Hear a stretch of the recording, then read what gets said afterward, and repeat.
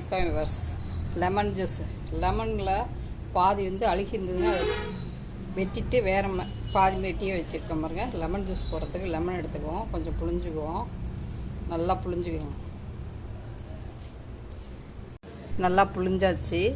இதில் நாட்டு சர்க்கரை 4 ஸ்பூன் போட்டிருக்கு, ஐஸ் வாட்டர் ஊற்றிக்கணும், ஒரு பிஞ்சு உப்பு போட்டுக்கணும்,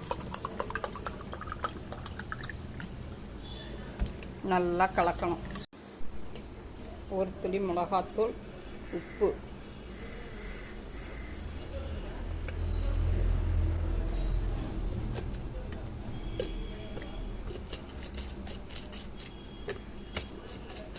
இதில் இந்த லெமன் ஜூஸை ஊற்றணும்.